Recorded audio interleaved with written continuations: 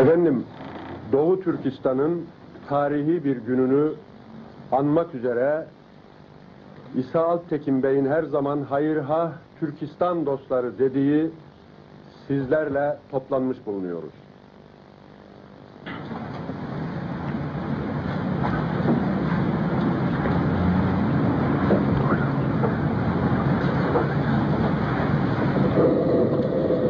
أعوذ بالله من الشيطان الرجيم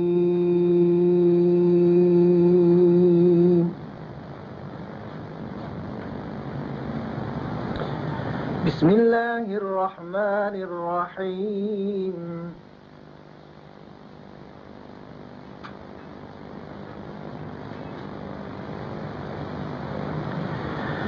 يا أيها الذين آمنوا إن جاءكم فاسق بنبأ فتبينوا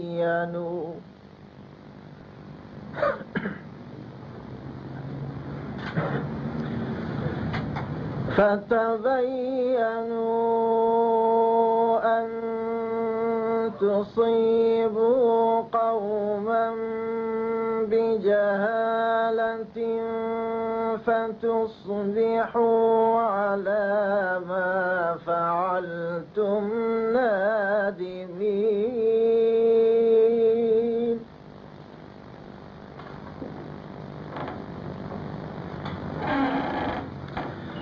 واعلموا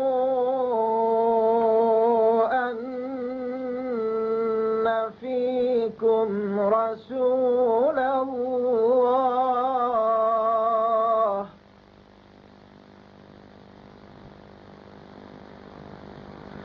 لو يطيعكم في كثير من الأمر لعنتم ولكن الله حبب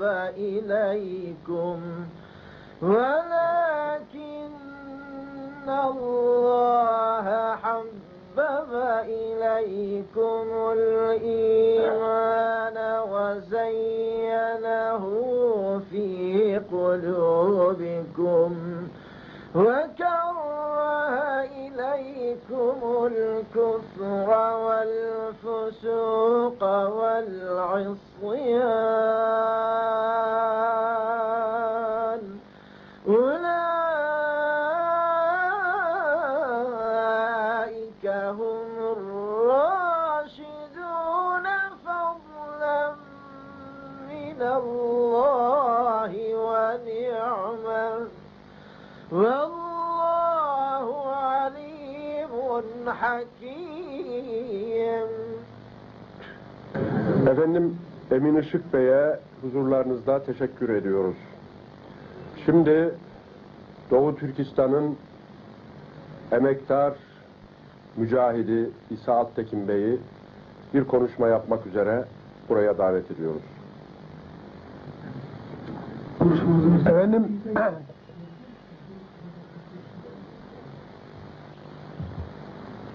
pek muhterem, mükerrem Türkistan dostları veyahut esil Türk dünyasının hamileri, hepinizi gerek dahildeki, gerek haricideki bütün yurttaşlarım adına sevgi ve muhabbetle selamlarım ve hoş geldiniz derim. Aziz kardeşlerim, bir gün Doğu Türkistan'ın meş'um Çin asaretinden kurtulup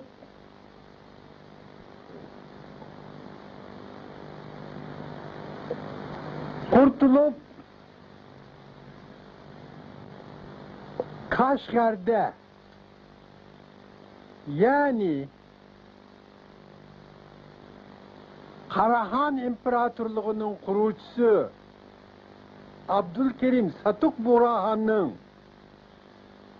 ve Türk alemine şan, şeref kazandıran Divan-ı Lugat Türk'ün müellifi Mahmud-i Kaşgiri Hazretleri'nin ve Türk'ün şehnamesi olan Kudat Kubilik'in müellifi Yusuf Has Hacib'in kabrini bağrında bulunduran Karahan İmparatorluğu'na ve diğer birkaç Türk devletlerine merkezlik yapan Kaşgar'da istiklalini ilan ettiğinin ve dünyaya karşı büyük ecdadının asaret tanımaz bir Türk zümresi olduğunu dünyaya karşı haykırdığını, Türk'ün ay yıldızlı gök bayrağının Tanrı dağları üzerinde dalgalanmaya başladığının 50. yıl dönümüdür. Malum haliniz, dünya Türklerinin ana yurdu olan Doğu Türkistan, doğuda Çin, Diş Moğolistan, güneyde Tibet, Keşmir yahut Hindistan, Pakistan, Afganistan, batıda kardeş, ırktaş, dindaş, Batı Türkistan, kuzeyde Sibiryalı hem huduttur. Mesafesi takriben 2 milyon mürabba kilometre topraktan ibaret olan Doğu Türkistan, askeri, siyasi, iktisadi bakımdan çok büyük bir ehemmiyete haiz bir Türk toprakıdır.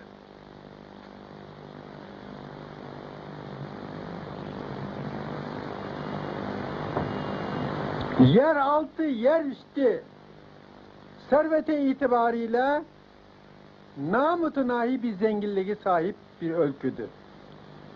Bugün Rusları bu kadar kuvvetli, kudretli, mütecaviz, tehditkar bir kuvvet haline gelmesinde Rusların Batı Türkistan'ın yeraltı servetleri büyük rol oynamış ise 35 sene zarfında Kızılçin'in de bu kadar kuvvetli hale gelmesinde Doğu Türkistan'ın yeraltı, yerüstü servetleri büyük rol oynamaktadır.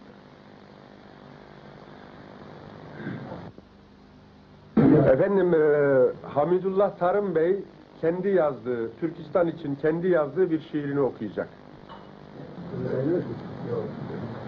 Bu şiirniki hulası Amri Peygamber sanıdır. Yani Resulullah'ın emri demek. Na ümit bulma vatandın bolsi iman sanıdır. Na ümit bulma vatandın bolsi iman sanıdır. Halk vatanını kaygırış emri Peygamber sanıdır. Halk vatanını kaygırış emri Peygamber sanıdır. Resulullah hubbul vatan minel iman demiş. Dış Türkler meselesi aslında dış Türkler problemi değildir. İç Türkler problemidir. Yani Türkiye problemidir. Bunu unutmamak lazım. Biz dış Türklerin ne derece müdafaa edersek kendimizi o derecede kuvvetlendirmiş oluruz. Bu şuuru çekmek lazım. Ortaya koymak lazım. Bundan muvaffak olabilirsek hallederiz. Ve tıpkı 16. asırdaki gibi bir cihan milleti haline gelebiliriz. Cihan devlet haline gelebiliriz. Tekrar ediyorum. Böyle olmuştur. Bir daha olabilir. Şartlar hazırdır. Yalnız bizim bu şartlara intibak etmemiz lazımdır. Biz bundan biraz mahrum vaziyetteyiz. Fakat ümidi kesmemek gerek. Biz buraya bugün matem için toplanmadık. Yani Türkistan bölgesinin istiklali kaybını hatırlayalım, alalım diye toplanmadık. Zannediyorum aksine Türkistan istiklalinin ilanının 50. yıl dönümünü kutlamak için toplandık. O halde karamsar olmaya lüzum yok. İyimser olalım, dikbil olalım. Yani çıkış yolu budur. Ve inşallah bundan sonra hakiki olarak Türkistan başta olmak üzere bütün Türk dünyasının istiklalini kutlamak için toplanırız. Allah bize bu günleri gösterir. Çok teşekkür ederim. Bilhassa İsa Bey'in buradaki çalışmalarını dikkatle, hatta biraz gıpta ile, takdirle takip ettik ve bu takibimiz içinde çalışmalarından gerçekten ders ve kuvvet aldık. Biz Kırım Türkleri Türkiye'de 200 seneden beri yapıla gelen göçler sonunda milyonlarla ifade edilecek sayıdayız. Fakat bildiğiniz gibi Kırım Hanlığı, şuna işaret etmek istiyorum. Bu gayrimüsait şartlar içinde dahi İsa Bey davasına kendisini vakfetmiş ve her şeyi davası için istemiş ve her şeyi davası için yapmaya hazır bir insan olarak bizim sonsuz sevgimizi, saygımızı ve bağlılığımızı kazanmıştır. Bu kazançtan biz de kazançlı çıktık. Bir garip şey daha söyleyeyim. Biz bu memlekette çok Türkçülük şarkıları söyleyerek büyüdük ama işin azametini, vahametini, cesametini de Türkistan'dan kalkıp buraya gelen İsa Bey'in ıstıraplarıyla, duygularıyla bir daha yaşadık. Kâffeten âmet bir cümle ehli imanın ve ehli tevhidin ruhları için. Hususiyle Doğu Türkistan davasında şehit düşmüş olan bütün şehit ve gazilerimizden ahirete gidenlerin kâffesinin ruhları için, Allah rızası için El Fatiha.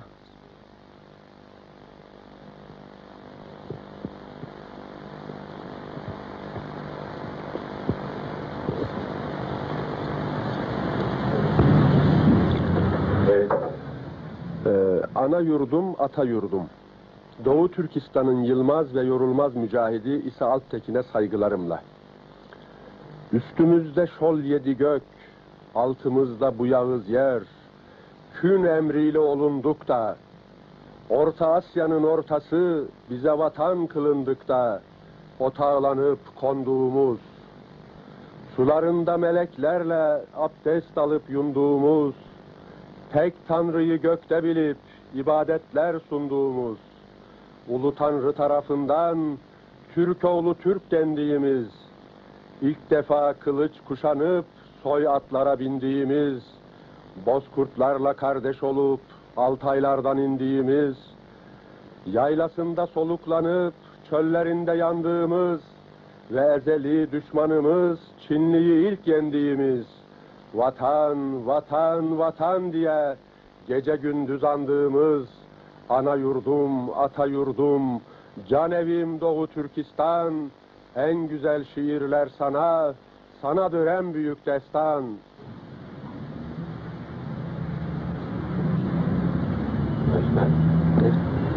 Şimdi sizlere uzun yıllar Türkiye'de ikamet eden merhum mağfur Büyük Şehit Muhammed Ali Efendi tarafından yazılıp ve 50 yıl evvel bugün kurulan ve Kaşgar'da yapılan muhteşem bir merasimle kutlanan İstiklal Günü'nde Doğu Türkistan Milli Ordusu'nun ve talebelerinin resmi geçitte